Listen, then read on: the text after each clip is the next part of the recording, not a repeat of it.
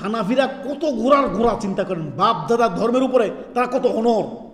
কালকে এক কথিত মুফতি সে বলতেছে, কেউ যদি আপনার হঠাৎ করে দেখেন আমিন বলে, কেউ যদি আপনি হঠাৎ করে জোরে আমিন বলতেছে, বা সলাতে পায়ের সাথে পা লাগিয়ে দাঁড়াচ্ছে, বা ফাঁক করে দাঁড়াচ্ছে, বা সে আপনার তারাবি 20 রাকাত মানে না, সে 8 রাকাত পড়তেছে, সে কখনোই আহলে হাদিস নয়।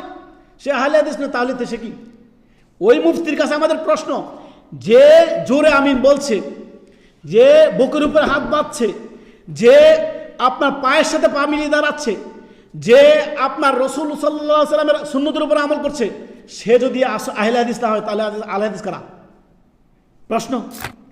এই মুফতিরা মানুষকে ধোকা দেয় ভাই। এই যা আপনি যে আহলে হাদিস এলাকা থেকে আপনি বুঝবেন না, আপনি যদি হানাফি এলাকায় যান তখন আপনার বসবাস কত কঠিন চিন্তা করিয়েন, ভালো কথা বলতে পারবেন না।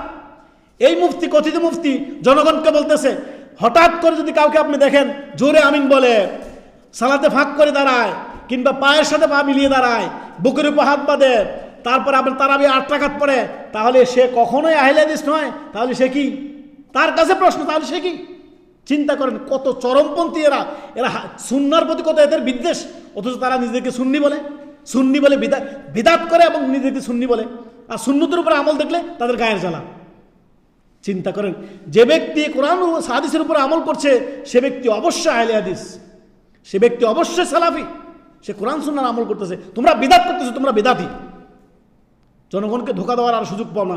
এ আমাদের সমাজে মুফতিরা দেখতে পাবেন, বিভিন্ন মুফতিরা আপনার বাপ দাদার ধর্মের উপরে এত অনড়, বাপ দাদার কথা কোরআন হাদিসের খেলা বলে সেটাই ধরে রাখবে, মারির দাঁত দিয়ে কামড়ি ধরে রাখবে।